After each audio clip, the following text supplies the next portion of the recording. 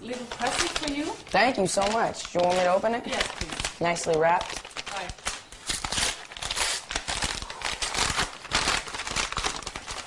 Right, let's see what it is.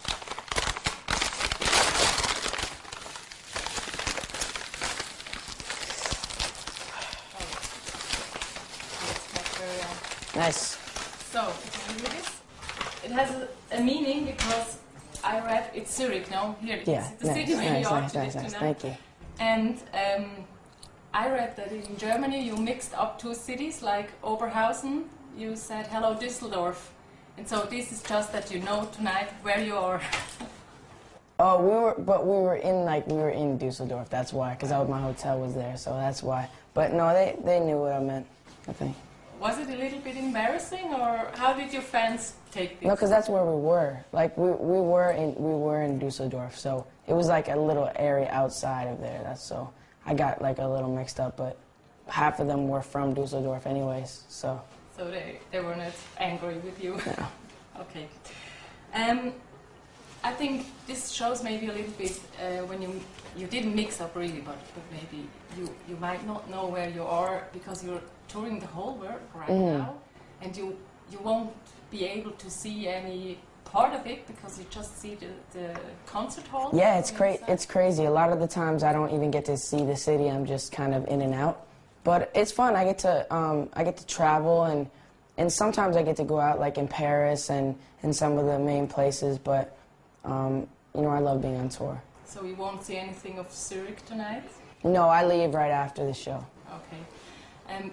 How is that for you, like being able to travel the whole world, which a 17-year-old cannot do this, or most of them can't, and even not being able to go out, to hang out a little bit, isn't that a bit weird for you?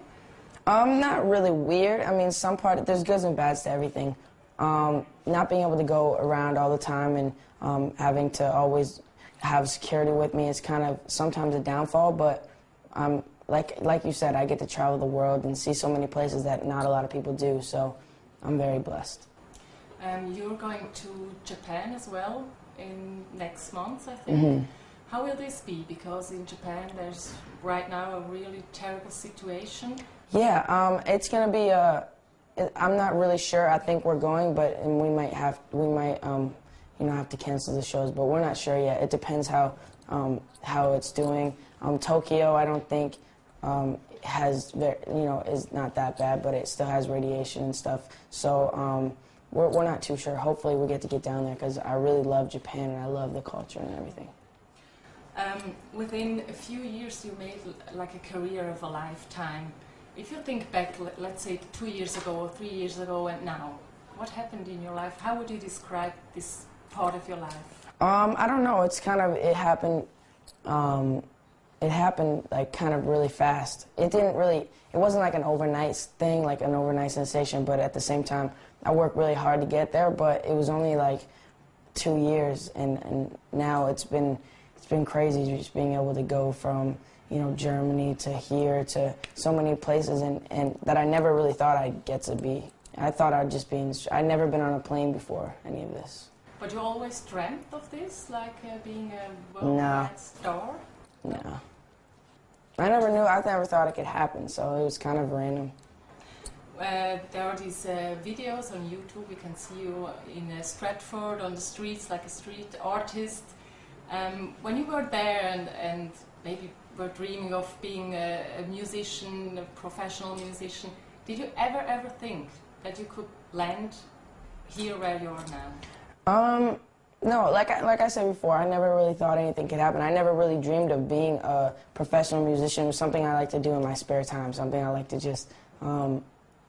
I just love to play instruments, I love to sing, and that was just something I like to do. It wasn't something I thought I could do professionally. So it's really crazy to think that it's only been 3 years since I moved to Atlanta. Why do you think it happened to you?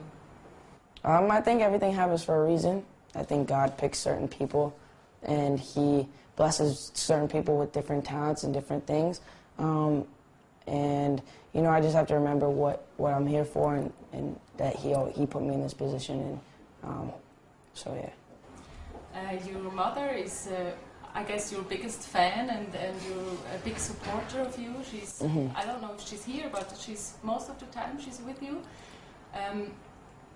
When she's still your mother's, you're 17, and she sometimes must say something or give you orders or something. Is she still the boss? Or yeah. Does it change a little? No, nothing changes. It's not like my mom doesn't become my mom after I'm famous. It's just like my mom's still gonna be my mom, and she's still gonna discipline me the way she needs to. I'm also growing up too, so she's giving me more. She's kind of letting loose her boundaries and trying to give me more responsibility. But it's good. My mom keeps me humble, and she's awesome. How can she be sure that you have success in a very young age, and this sometimes can be dangerous for you don't know how it comes out. So can she be sure that you will go a good I think way? no, really what I think is that people get into bad things no matter what you do, whether you're in the music business or whether you're not. It's just that the people that do bad are publicized and stuff. So I think that as long as you make good decisions and are always true to who you are, and remember to just keep good people around you, because if you think of it, a lot of kids mess up and they do drugs and stuff. It's not only famous people. So a lot of people make bad choices and make bad decisions and get caught up in the wrong crowd in the wrong places at the wrong time. And I think it's about just surrounding yourself with people you can trust, and always just remembering to stay true to who you are. We talked to the fans outside a little bit for this interview, and it's incredible what these girls are saying and thinking of you and the picture they have of you. What do you think? How much has this picture to do with the real Justin Bieber? I think my fans are amazing. They've been amazing since day one. I think that I think it's great that I just am able to have such a close relationship with them, over the internet, having Twitter and Facebook and being able to, interact with them. I think that's what makes a big difference between, say, this day and age and like 20 years ago, because they didn't even have, Twitter. They didn't have anything to really interact with the fans. And now the fans feel like they're really a part of me, and that's important. You mean that makes you more human to these girls out there? I think not only that, I think that it makes them feel like they can relate to me in a way. They make me, I guess it makes me feel like I'm one of them, and I am. I think all the celebrities are. They're all regular people. It's just that people don't see that, and it's cool that I'm able to portray that over the internet. Okay, then there was one question outside there. What is he going to do when his voice breaks? So, it didn't happen, I guess. What do you mean? Your voice, when it breaks, it gets deeper? I think that's a funny phrase, because your voice doesn't really break. Oh, sorry. I don't express myself. No, it's okay. No, Right? people say that. No, even in America, people say, when's your voice going to break? People's voice always change. It's just anatomy. That's what happens. That's, in the human body, male and female, your voice gets lower. And mine's changing, and I think that it's happening gradually, and I have a great vocal coach who's helping me through it. It's nothing. It's not a big deal. It won't be a problem that you sound different after that. Maybe just, you do many concerts. Are you any nervous anymore before a concert? No, I'm not really. I don't really get nervous anymore. It's just like I do it every day, so it's not a big deal anymore. Okay. Thank you. Thank you so much.